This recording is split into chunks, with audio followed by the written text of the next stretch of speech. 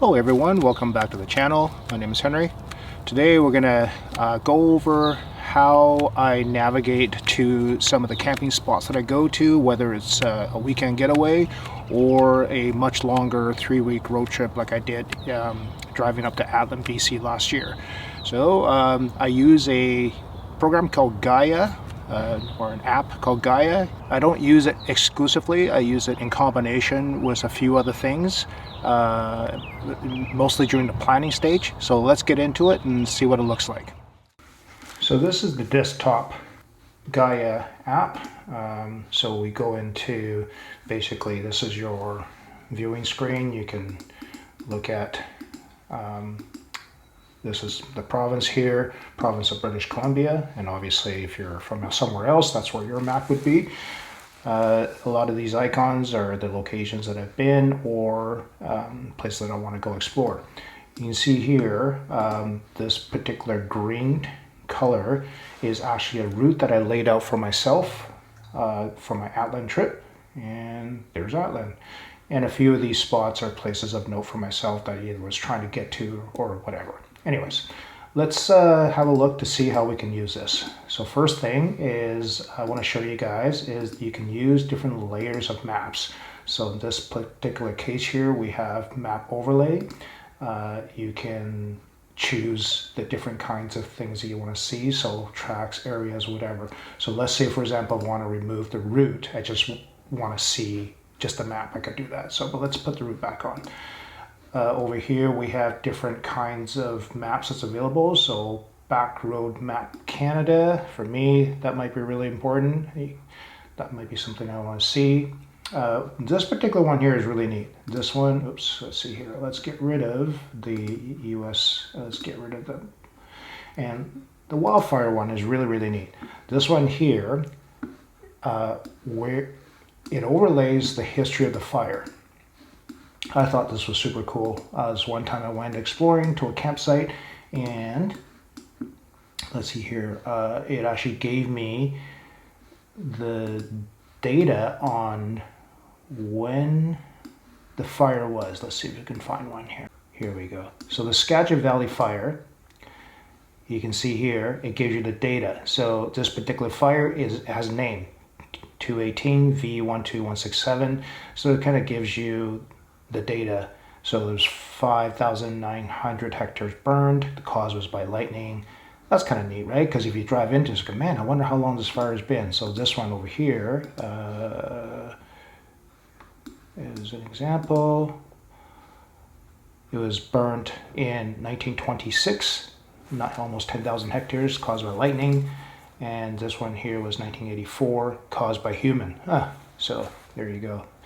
Anyways, let's go back to my map here. So let's say, for example, I want to go explore a particular lake, and I'm just going to grab something completely random. Here, let's try this one here. Let's see if we can get to this. I don't even know what this lake is called. Oh, look at that. It's called Otter Lake. And there's a campground.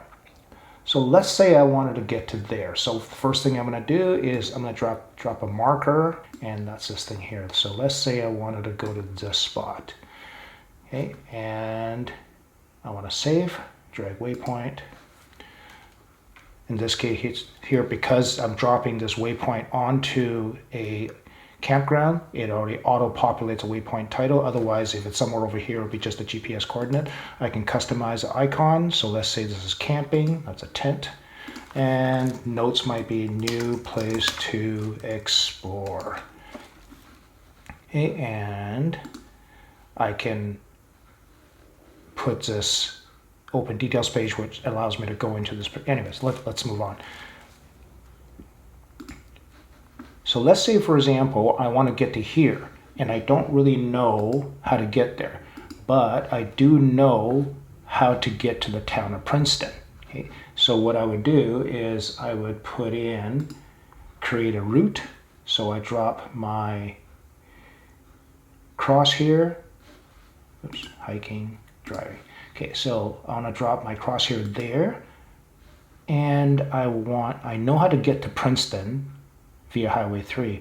So there we go. That auto populates that, and I can save that. And now this is saved as a purple color route. So let's go in a little bit here and see if it gives me. So this is pretty cool. So you can see here, once I arrive in Princeton, because I know how to get to there, this junction, there's the road that I need to follow.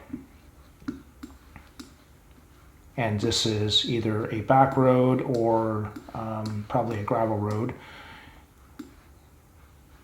And I can see here it actually passes a few, this is a hiking trail. So this is kind of neat. And I would follow this along. It drives to the town of Tuaming, and I would end up here. That's super cool. So that's how you do a route. And this would auto-populate onto my app. Let's say we want to do a much longer route. Okay, so let me pick, as you can see here, this is my previous route here. I've done it different colors, just there were different times that I went. But let's pick a random place pretty far from where I live. Okay, so let's say, let's go into this area way up here. What is this? So this is, let's see. Let's say I want to go to this spot by the river. Oh, what is that? Unnamed campsite. I don't know what that is, but let's say I want to go there.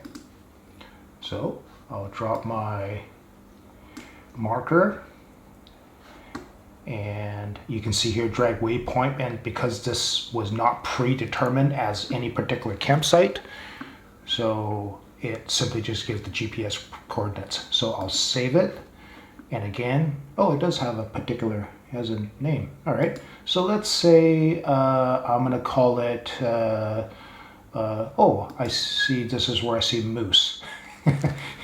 and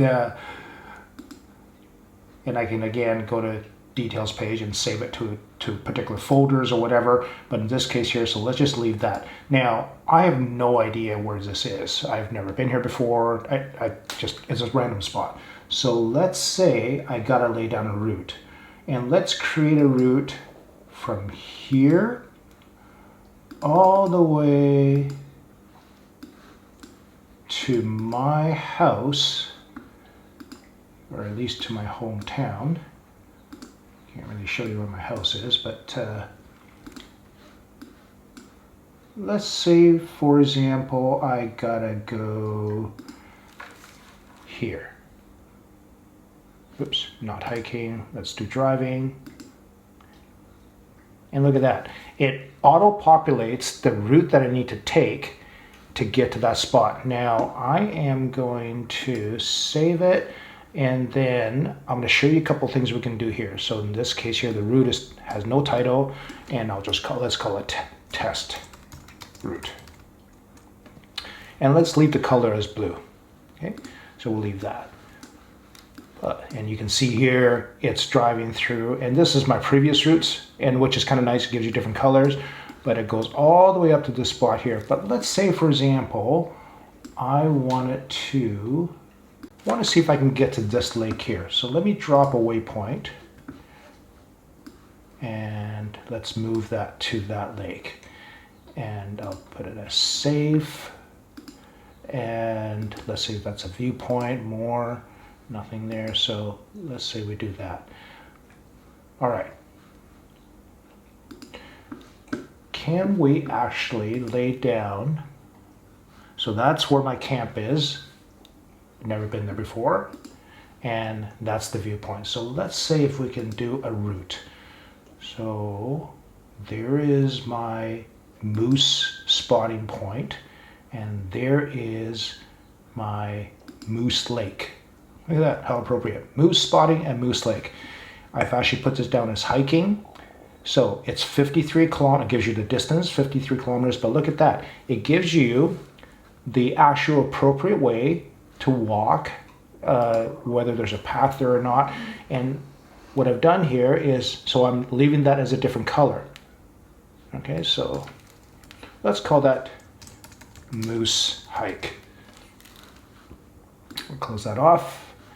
And look, so here we go. This is now the blue is your driving route, and then the fuchsia, I guess that's that color, is now the way to hike to get to that lake with a viewpoint. So this app is pretty interesting in the sense of you can do a lot of planning, and you can lay out everything that you want to do. You can research everything before you get there, before you start your trip.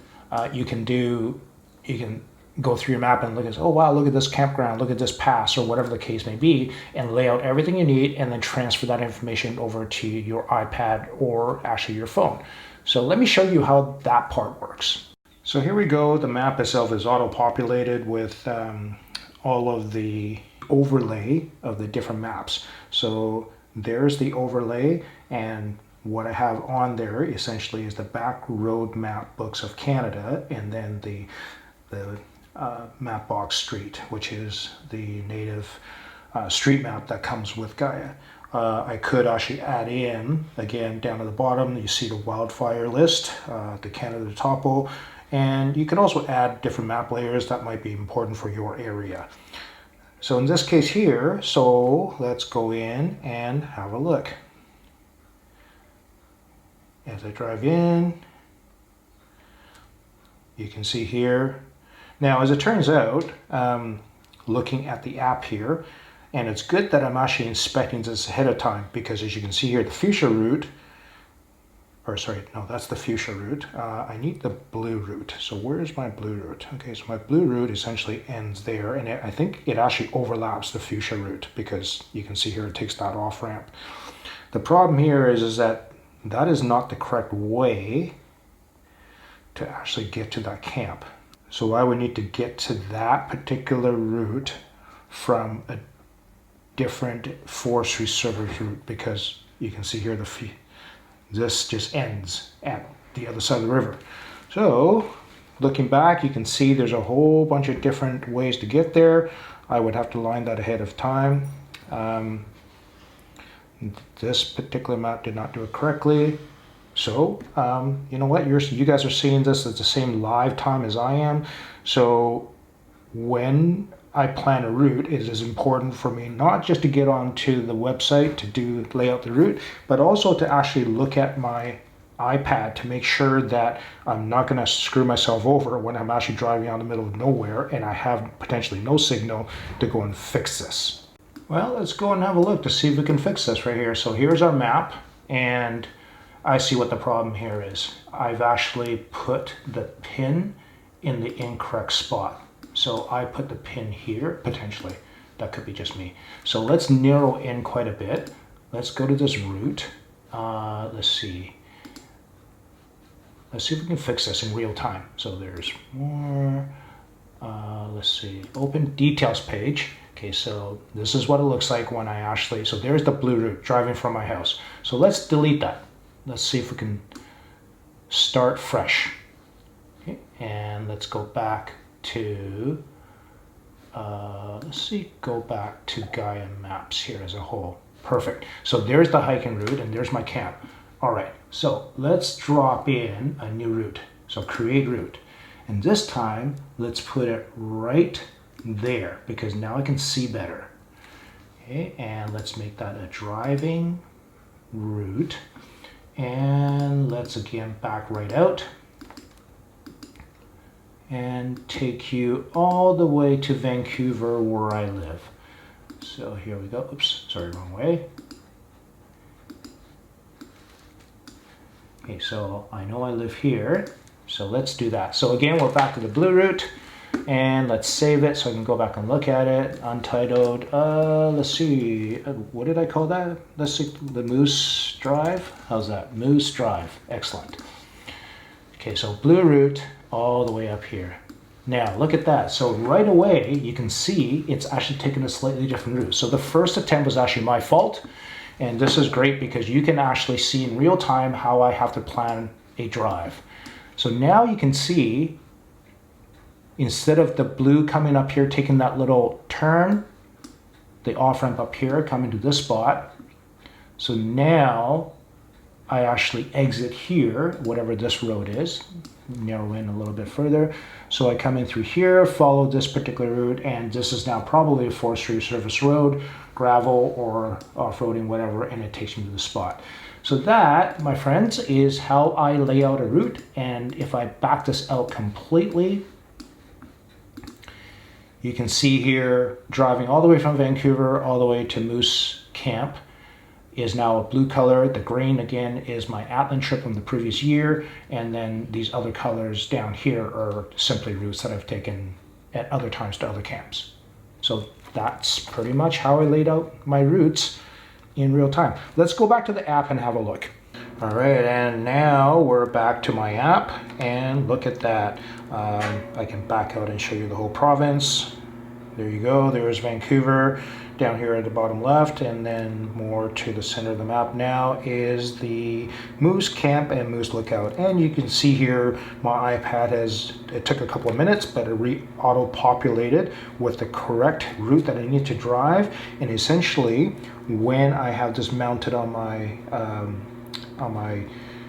Ram Mount inside my cab, I get to see this particular route as I'm driving. Now, what's important is that I actually have to download the individual mapped, what is called squares, the map squares for this route, in order for me to see it when I'm offline. As you can see here on the top right hand side, I am actually on Wi-Fi, which means I can see every single detail of the entire map that is available to me. I'm assuming actually all over the world. But what I need to do is I actually need to download individual map squares so that I can actually see this when I'm driving without a signal. So what I'm going to do is I'm going to add, and then I'm going to download maps, which will give me this little square to move around and shows me what I need to download. Now, just to give you an idea, I'm going to back this out a little bit and I'll show you, and you can see here what I've done is on the routes that I've taken, I've actually downloaded the individual little squares. So you can see here all of these little squares. Each one I've downloaded the map for that I can actually use it while I'm offline. So this little square here, I can pinch and change the shape if I want to download this. And you can see here on the top right hand side, in the very top right hand corner, it gives you the size of the data file that you're saving. Takes 67 tiles. Just download this. So if I go to the bottom right, you see the save, and if I save that, I can again choose the folder that I want to save this to. And let's say this obviously is not a let's see, view folder, change folder, change folder. So I need a new folder. So there we go. Let's call this Moose folder. There we go, and save. So now that little square is going to be saved at some point. It does take a little bit of clocking time for that to happen. And then again, what I need to do is download more maps. And you can see here the left-hand square has now been downloaded and saved.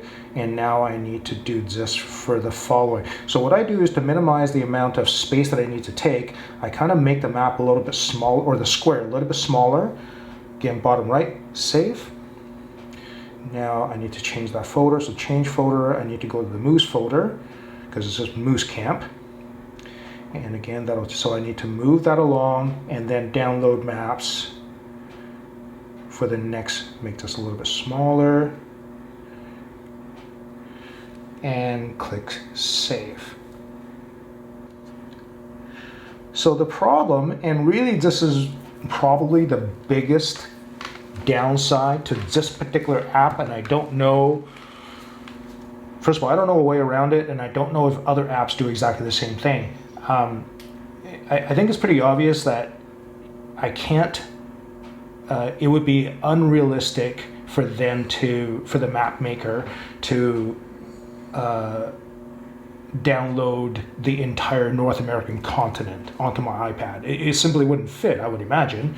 So they give you the choice or the need to simply download the individual map squares that you need to explore, and then delete them should your memory become full, and so on. I guess that's a good thing. So I'll just keep adding. Save. So the problem here then becomes is, first of all, if I simply forget to do this, well, what happens is when you get to a route, you will not be able to see this map in such detail. It's going to be fuzzed out. Now, what I normally do as well too is when I get to, let's say for example, on this blue route, okay, what I'll do as I'm downloading maps, I won't make the square so small that I can't see the surrounding area, because I may find, let's say if I'm going to exaggerate it a little bit, and let's say I'm going to download this tiny little tile. Let's say this is this tiny little tile right here. The problem, and as I download this section, but what might be really important is the rest of those river systems and the recreation site. So it'd be worthwhile for me to say, you know what, I'm gonna waste a little bit more space, but I'm gonna download all of this, because I might get to this point and decide to go explore. So I might take all of this and take up 43 tiles instead of, what was it, 21 or 12 or something like that? It was 12 tiles down here. 17 tiles. So you can see here as you save your map, you may decide and say, you know what, I am just going to take in all of this, because I might just, as I get there, and say, you know what, screw it, I'm just going to drive around. But obviously the more you save, the bigger the tile, the more memory it takes up, and depending on your device, that might be an issue. All right, here we are inside the truck. Let's take a look at my Ram mount from my iPad. All right, here we are. This is my iPad holder. And this side here retracts. I'm not going to list all of the part numbers, and the reason for that is because when I was doing my own research to see what kind of parts I needed to buy, there were so many of them, like literally hundreds and hundreds of parts, and for different vehicles and different iPads. In fact, different iPad. What do you call it? The iPad holders, the protectors, that it all made a difference. So I ended up phoning the helpline, and really that's the way to go. If you guys decide to use the system, just, unless you can figure it out really, really easily, just phone the helpline at RAM, because it was so quick. The guy literally said, nope, that's not the one you want this. And it had to do even with off-road. So I said specifically that I'm off-roading. He goes, yeah, you don't want the one that you picked out. You need this other one because your iPad's going to fall out. I'm like, oh, okay, great. So he just listed out all the part numbers in an email, sent the email to me, and I just clicked the list, and it got exactly what he said, and it worked perfectly. So you can see here, this is the iPad holder. Simply slide this to the left, and that pinches that in. And that is not coming out. That is rock solid. There's a couple of adjustment points. So over here, this particular pivot, I can actually turn it this way. And then there's a knob down here. I can actually turn the iPad if I needed to swivel it, whichever way that's more suitable for me. So let me turn it back to the direction that I would need to drive this at. So that's approximately the direction I need to face. And that's how I would look at it as I'm driving. And you can also turn this, collapse this whole thing, and let's say your co-driver, your partner, is actually navigating, you can actually turn it the other way as well too. But usually I'm the one that's looking at this, so let's tighten that down. The system that I chose is the no drill system. So this is so these are all different parts. So you can also get this attachment here, which has a Y on it, and you can actually put your iPhone on top, and then this here. These are all individual parts that you order separately, and then this post here and this mount. Now this mount down here is the no drill, so basically it simply just replaced this bar, replaced the two bolts that bolts the seat down, so just like basically a 1/4 inch longer bolt, and this bolts here, this get snugged down, and then because I found this post was rattling back and forth, like forward backwards as I was driving, because the stable is this way, so I ordered a stabilizer bar, which that one does need to be drilled. It goes all the way down. I'm not sure if you can see this in the dark, but it goes all the way down there, and that's screwed in to the floorboard, so now this is more stable this way. Alright guys, so I've actually had to move my truck away from my house because I was getting a Wi-Fi signal. So you can see here I'm no longer getting a Wi-Fi signal, so this is simulating me just driving out in the middle of nowhere. So as you can see here, if I go to Moose Camp, now I downloaded the map for this, the little squares, the map tiles, so I can see all of the details of where I'm going to drive. So I could get here and say, for example, so I'm going to go check this branch out and so on. But if I move off map a little bit, so let's say if I go to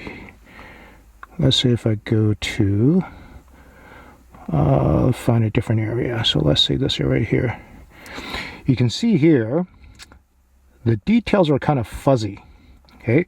Not as clear as if I were to go to the actual tiles. You can see here, see how the names of the roads are actually much clearer, and that's because I downloaded the tile. And if you recall, I think I downloaded the tile right up to around here somewhere. Actually, no, right down to here. So this is the whatever this recreation site is. So let's say I move well away. You can see here is a little bit fuzzy, and that's because I did not download the tile, and over here I did, and you can see the name of the road is much more clear, right? So that's the problem, is if I start just driving off route. Let's pick a totally random area here. As you can see here, totally fuzzed out. I can't actually see that. So I hope that's really helpful to you. That's the Gaia navigation app. It is a paid subscription. I think I paid for 5 years. It wasn't overly expensive considering prior to all this technology, I was simply buying a backroads roadmap every year. So every time they update it, I buy a new one. And of course, where I live, you can either get the whole province, which is not as detailed of a book, or you can get a much more detailed book, but they only give you like lower half of the province, which means I had to buy 2 books. And then if you went into a specific area, there might be one for, say, for Vancouver Island, one for lower BC, one for upper. You end up buying lots of books. So I don't know that the cost is prohibitive as far as buying this particular app. I purchased a 5-year subscription, which gave me a better discount, and I really like it. The only thing, like I say, that may be bothersome to you is that you have to take the time to simply download the tiles, the individual maps for the route that you're going to take. And if you forget to do it, then you're going to have a problem, because you're going to get to your road, your route, and it'll be fuzzy, and you won't be able to see precisely where you're going to be traveling to. And the iPads also, you have to own an iPad or a tablet that has a cellular capability, because it uses the cell phone chip, or whatever the part that is, because it has a GPS component to it. So I had to upgrade my iPad to do this, because my previous iPad did not have a cellular capability. So that's another investment portion that you might have to think about. So there you go. I hope hopefully that's helpful to you guys. And if you have any questions, just put them below and I'll answer them the best I can. See you in the next video, guys.